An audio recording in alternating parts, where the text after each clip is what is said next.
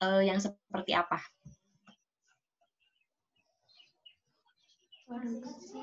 Produksi, konsumsi, distribusi. Nah, iya ya. Masalah ekonomi klasik itu ada produksi, distribusi, dan konsumsi. Nah, di produksi ini masalahnya itu seperti apa?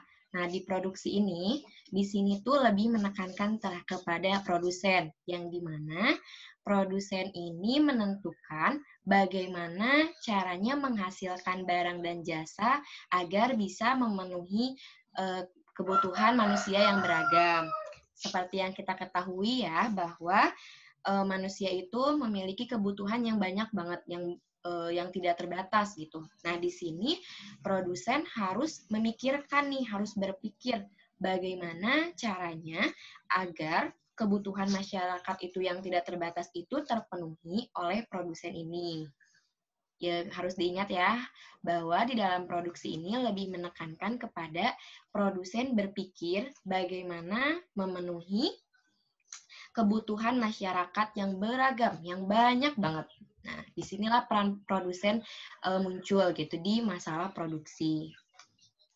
Yang kedua, di distribusi.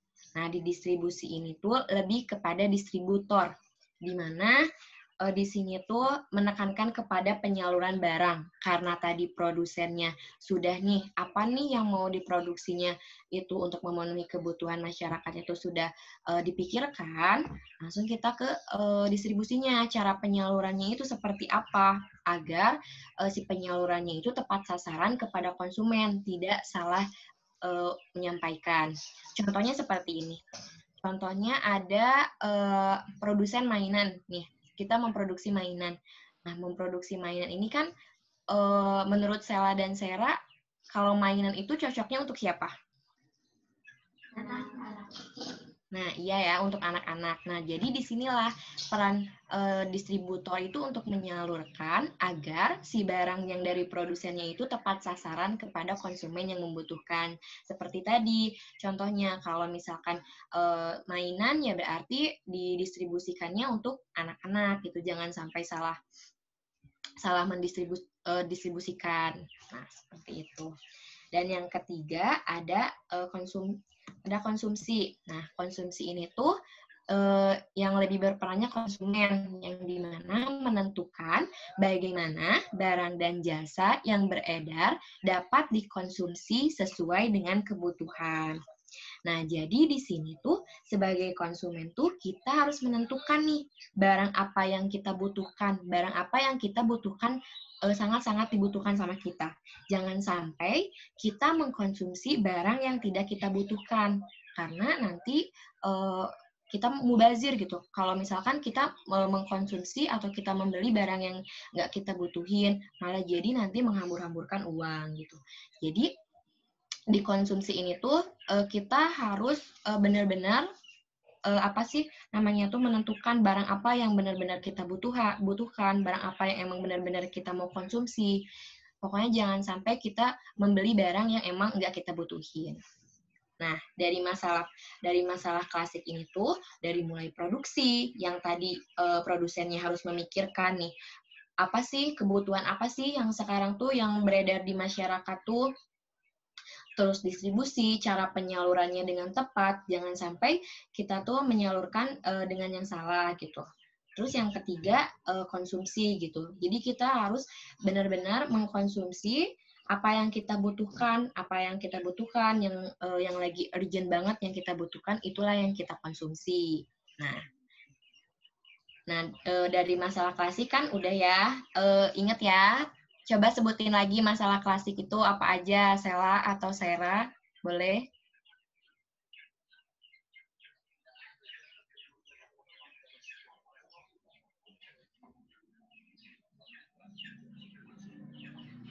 Boleh disebutin ulang, Sela, Sera? Produksi, distribusi, sama konsumsi.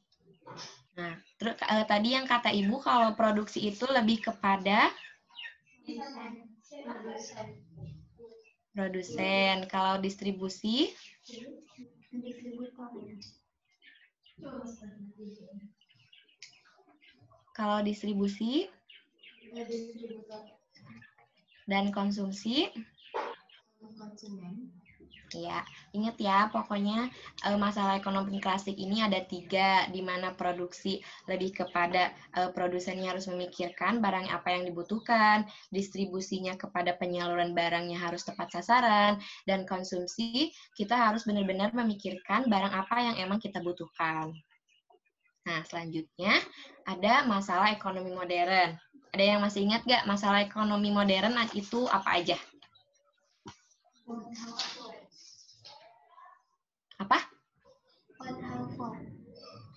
Ya, masalah ekonomi modern juga sama, ada 3. Yang pertama, what, kedua, how, dan yang ketiga, for whom. Nah, what ini tuh apa? What ini tuh barang apa yang diproduksi. Nah, jadi dengan sejumlah sumber daya pemenuhan kebutuhan yang terbatas, sementara kebutuhannya itu tidak terbatas, maka perlu ada prioritas barang apa yang harus diproduksi. Nah, maksudnya tuh kayak gimana? Ya, contohnya tuh kayak gini. Contohnya kita mempunyai pohon nih, kita mempunyai pohon yang nantinya tuh akan dijadikan kertas. Nah, di sini kita tuh harus melihat masyarakat ini tuh memerlukan dari kertas ini tuh kita memproduksi buku nih. Nah, kita harus melihat buku seperti apa nih yang dibutuhkan oleh masyarakat. Karena kalau misalkan kita kan sudah jelas ya bahwa sumber daya pemenuhan kebutuhan yang terbatas ini, jadi kita harus memanfaatkan sumber daya yang terbatas ini. Jangan sampai kita membuat suatu produksi tetapi yang tidak dibutuhkan oleh masyarakat. Nanti udah mah sumber dayanya terbatas tetapi sama kita malah dipakai yang tidak-tidak. Nanti kebutuhan manusianya nggak akan terpenuhi kalau misalkan kita menggunakan sumber dayanya yang tidak baik gitu. Jadi kita harus memanfaatkan sumber daya yang terbatas ini untuk memenuhi kebutuhan manusia yang tidak terbatas. Selanjutnya, how atau bagaimana cara memproduksinya. Nah, di sini lebih menekankan kepada teknik mana nih yang digunakan untuk memproduksi barang tersebut. Karena tadi kita udah tahu nih barang apa yang mau diproduksinya. Nah, langsung kita selanjutnya nih, teknik apa nih yang digunakan untuk memproduksi barang tersebut agar si barang itu tuh digunainya tuh diefisien gitu, dipakainya. Contohnya seperti ini. Contohnya ada pabrik tahu. Ada pabrik tahu yang di sini tuh ada 2 pilihan, yang menggunakan sumber daya dan yang menggunakan mesin. Nah, kalau menggunakan sumber daya manusia atau karyawan, si pabrik tahu ini bisa memproduksi 500 tahu.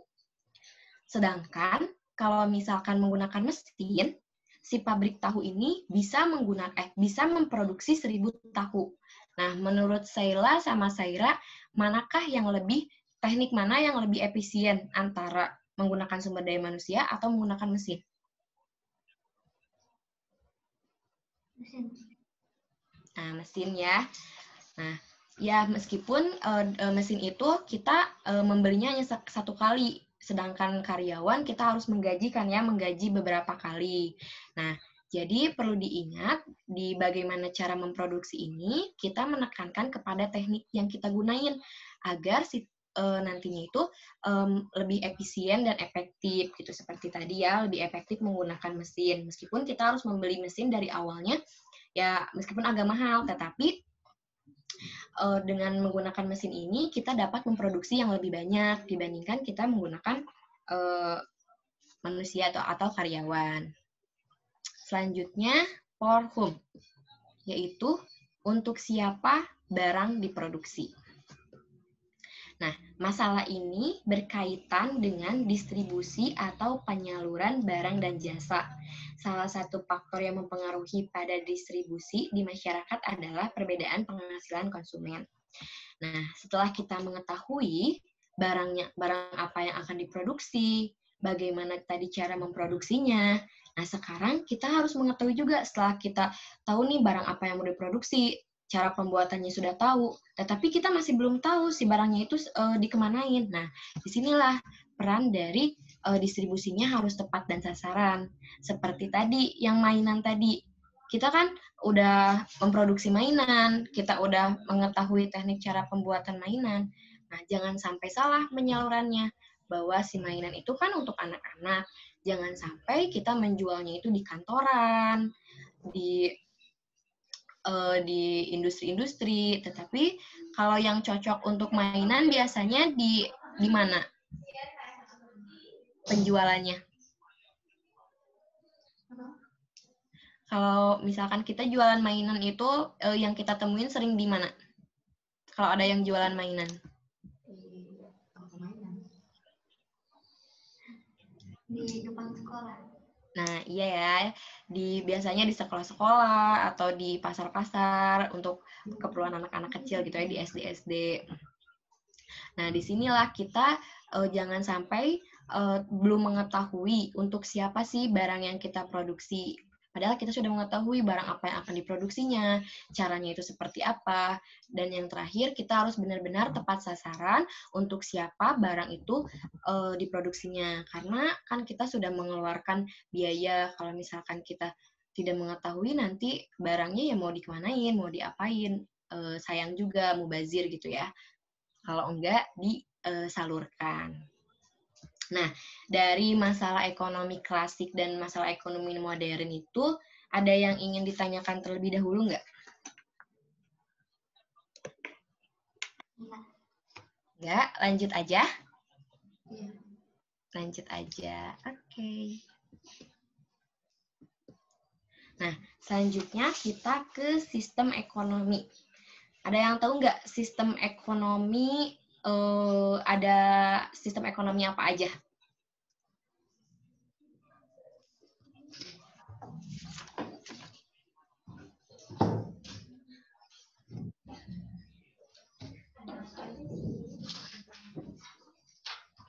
Ada yang tahu sistem ekonomi?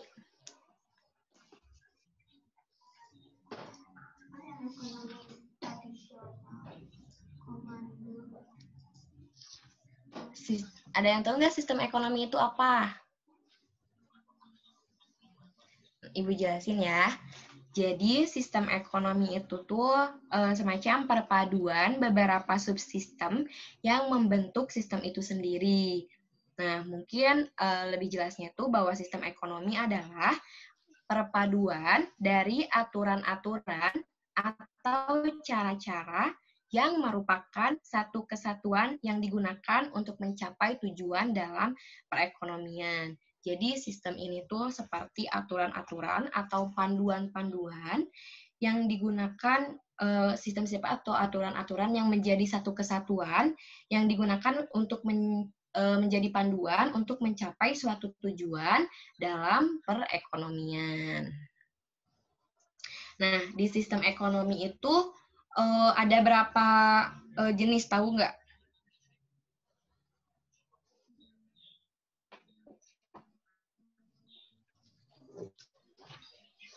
Ada yang tahu nggak, Sela, Saira?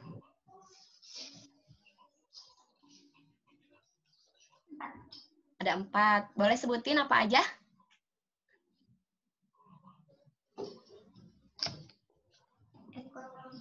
Sistem ekonomi tradisional, komando, pasar, sama campuran. Nah, iya ya. Sistem ekonomi ini tuh ada 4. Nah, yang pertama yang akan kita bahas ada sistem ekonomi tradisional. Nah, di sini ada yang tahu nggak ini gambar apa? Gambar mereka yang sedang ngapain? Apa? Barter. Iya ya, ini antara yang mempunyai kambing dan yang mempunyai apel. Mereka sedang melakukan sistem barter. Nah, di sistem ekonomi tradisional itu merupakan sistem ekonomi yang masih menurut pada adat istiadat dan kebiasaan secara turun-temurun dalam melakukan kegiatan ekonominya. Nah, di sistem ekonomi tradisional ini tuh masih menurutkan pada adat istiadat dan kebiasaan. Jadi mereka tuh masih menggunakan hanya untuk tidak untuk apa sih namanya teh, tidak untuk mencari keuntungan, tetapi mereka itu hanya untuk apa yang mereka butuhin, yang mereka cari. Dia orientasinya tidak untuk mencari laba gitu. Kalau di sistem ekonomi tradisional masih menganut pada adat istiadat dan kebiasaan. Pemecahan masalah ekonomi dalam sistem ekonomi tradisional ini dengan memanfaatkan sumber daya alam yang diproduksi sendiri. Nah, karena mereka orientasinya emang tidak untuk mencari laba, hanya untuk memenuhi kebutuhan saja. Jadi mereka tuh tidak melakukan jual beli atau seperti apa, karena sumber daya yang mereka punya juga hanya dimanfaatkannya untuk individunya saja gitu. Contohnya yang tadi ya, yang ini contohnya tuh barter gitu. Selanjutnya, ada kekurangan dan kelebihan dari sistem ekonomi ini. Nah, sebelum ke kekurangan dan kelebihan, ada yang bisa menyebutkan nggak dari ciri-ciri dari sistem ekonomi tradisional ini? Kan tadi ya, yang pertama masih belum mengenal sistemnya itu masih barter gitu. Ada yang mau nambahin lagi ciri-ciri dari sistem ekonomi tradisional? Teknik produksi dipelajari secara terus-menerus dan bersifat sederhana, hanya sedikit menggunakan modal. Pertukaran dilakukan dengan sistem barter, belum mengenal pembagian kerja, masih terikat dengan tradisi karena merupakan tumpuan kegiatan produksi dan sumber kemakmuran.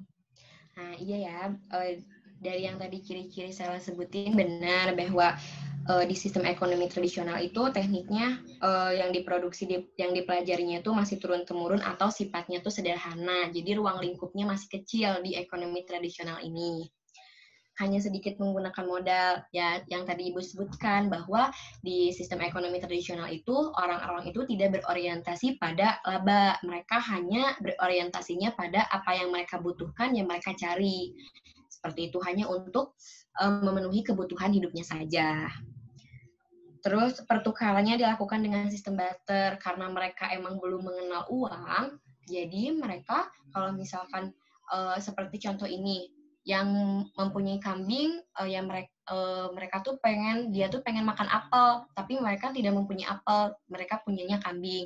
Dan yang punya apel, dia pengen makan kambing, tetapi dia punya apel. Nah, disinilah terjadinya barter, di mana yang punya apel mencari yang punya kambing, dan yang punya kambing mencari yang mempunyai apel. Nah, masih segitu ya sistemnya karena belum mengenal uang.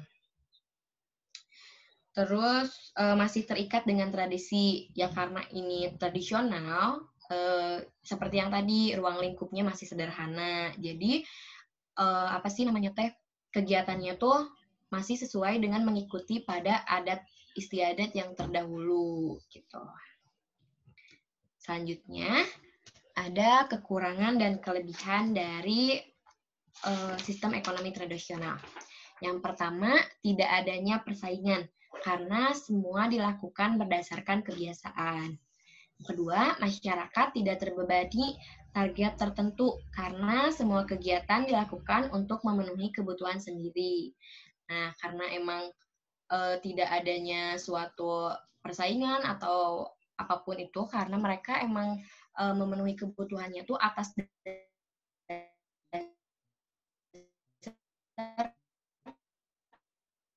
kemauannya sendiri,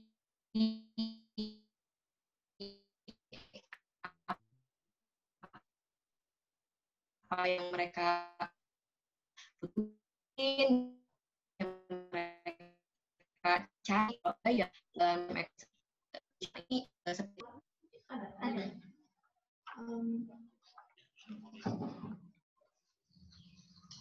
Peran pemerintah sangat tinggi.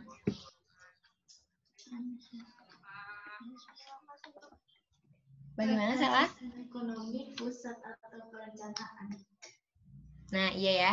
Nah, sistem ekonomi komando ini tuh kita tuh terpusat atau menurutkan suatu perintah gitu. Jadi sistem ekonomi terpusat ini atau komando merupakan sistem ekonomi yang dikendalikan sepenuhnya oleh pemerintah. Yang kita harus garis bawahi bahwa di sistem ekonomi ini tuh semuanya itu dikendalikan sepenuhnya oleh pemerintah, baik dalam kepemilikan faktor produksi maupun alokasi penggunaan sumber daya. Nah, pemecahan masalah di sistem ekonomi ini tuh sumber daya alam diproduksi oleh negara dan hasilnya didistribusikan kepada rakyat. Jadi, semua yang kegiatan di sistem ekonomi komando ini tuh harus melalui dulu dari perintah pemerintah. Semuanya dikomandokan, diterpusatkan oleh pemerintah. Jadi, apa yang kata pemerintah harus A, ya pasar harus mengikuti apa yang kata pemerintah. Kalau misalkan tidak, ya namanya juga sistem ekonomi komando, jadi harus mengikuti apa yang dikatakan oleh dari atas atau dari pemerintahnya. Nah, dari pembahasan tentang ekosistem ekonomi komando, ada yang dapat ciri-ciri dari sistem ekonomi komando, ada yang bisa disebutin? Semua alat dan sumber daya produksi dimiliki dan dikuasai oleh negara. Terus pekerjaan yang tersedia dan siapa yang akan bekerja ditentukan oleh pemerintah. Kebijakan perekonomian diatur oleh pemerintah. Nah, jadi ya seperti yang tadi Sela atau Sera sebutin, dari ciri-cirinya semuanya itu terfokus kepada pemerintah ya. Jadi semuanya itu harus mengikuti apapun perintah dari pemerintah. Dimulai dari sumber dayanya, dimulai dari pekerjaannya itu harus sesuai dengan pemerintah, maupun kebijakannya. Nah, terus selanjutnya ada kekurangan dan kelebihan dari sistem ekonomi komando atau terpusat. Nah, yang pertama, masalah ekonomi atau ketimpangan dapat dikurangi dengan pengawasan dan campur tangan pemerintah, serta pendapatan lebih merata. Nah, di sini tuh, karena emang semuanya itu ditangani oleh pemerintah, jadi kalau misalkan ada sesuatu yang ketimpangan atau apapun, nah, pemerintah akan ikut campur tangan dan membereskan masalah-masalah yang ada di pasar itu, ketimpangannya seperti apa. Nah, di sini pemerintah akan bergerak, akan turun tangan supaya tidak terjadinya lagi ketimpangan-ketimpangan yang ada di pasar. Selanjutnya, pendapatannya itu lebih merata. Karena di sini tuh ada peran pemerintahnya, maka antara satu dengan yang lainnya itu tidak ada yang lebih menonjol, tetapi semua pendapatannya itu disamaratakan. Kekurangannya itu apa? Kekurangannya, kemajuan masyarakat terhambat. Ya, tentu saja. Karena ini tuh sistem ekonomi komando, jadi masyarakat itu terhambat nih untuk melakukan suatu kebebasan.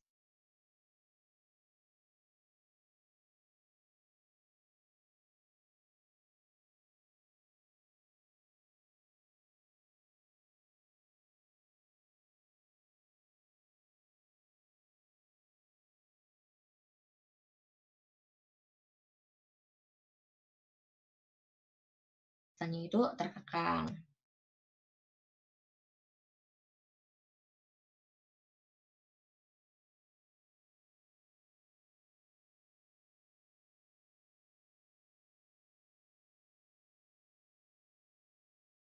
Pemerintahan yang melakukan monopoli yang hanya menguntungkan kepada pemerintahnya saja. Nah, dari dua sistem ekonomi tadi, ada sistem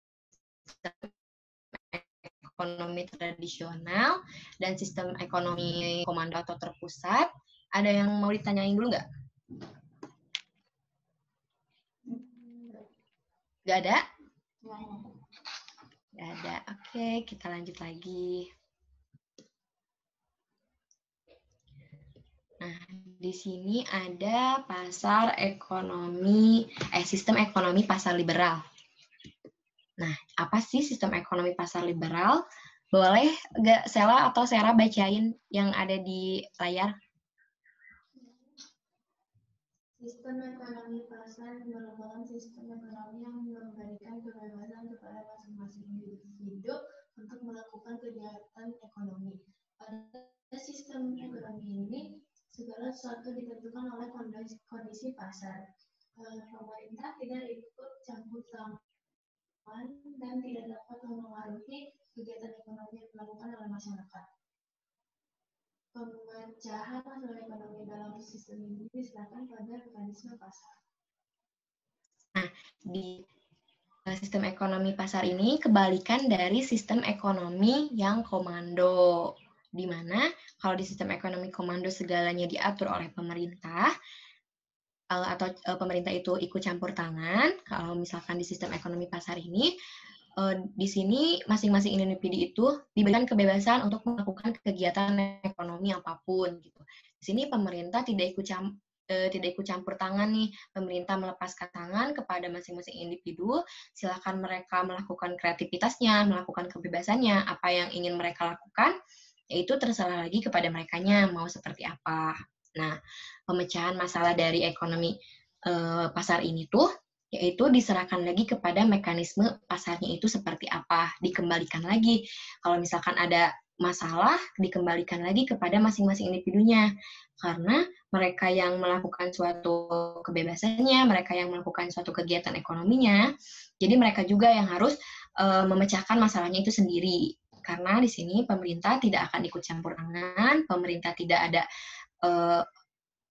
ikut campur tangan untuk menyelesaikan atau melakukan kegiatan di sistem ekonomi ini. Nah, di sistem ekonomi pasar ini tuh ada ciri-cirinya juga nih. Ada yang bisa bacain nggak ciri-ciri dari sistem ekonomi pasar ini? Syera, mungkin? Semua sumber produksi menjadi milik masyarakat. Pemerintah tidak ikut campur tangan secara langsung dalam kegiatan ekonomi. Masyarakat terbagi atas dua golongan, yaitu golongan pemberi kerja atau pemilik sumber daya produksi dan golongan kerja. Timbul persaingan dalam masyarakat. Setiap kegiatan ekonomi didasarkan atas pencarian keuntungan. Nah, iya ya. Nah, di sistem ekonomi pasar ini tuh, seperti yang tadi dikatakan Sera, bahwa semua sumber produksinya itu menjadi milik masyarakat. Nah, di sini masyarakat itu diberikan kebebasan untuk menghasilkan barang yang bermutu tinggi. Selain itu juga, di sistem ekonomi pasar ini tuh, timbulnya rasa persaingan antara individu satu dengan individu lain, agar mereka itu maju gitu, dengan menghasilkan sumber-sumber daya atau menghasilkan barang-barang yang berkualitas yang akan nanti dibutuhkan oleh masyarakat. Nah, pokoknya ingat ya, kalau tadi tradisional itu lebih ke adat, masih mengikuti adat istiadat. Kalau komando itu lebih kepada kita berorientasi mengikuti perintah dari pemerintah. Nah, kalau misalkan di sistem ekonomi pasar ini, kita diberikan kebebasan, diberikan kelonggaran untuk melakukan kegiatan ekonomi apapun, untuk menghasilkan barang-barang yang bermutu tinggi, serta terjadinya persaingan antara satu individu dengan individu yang lain untuk maju. Selanjutnya, ada kekurangan dan kelebihan dari sistem ekonomi pasar. Yang pertama, masyarakat lebih partisipatif dan kreatif. Nah, karena kita diberikan kebebasan untuk melakukan apapun, di sini masyarakatnya itu lebih partisipatif gitu, lebih partisipasi untuk melakukan suatu kegiatan ekonomi, terus menciptakan barang-barang yang kreatif dan menghasilkan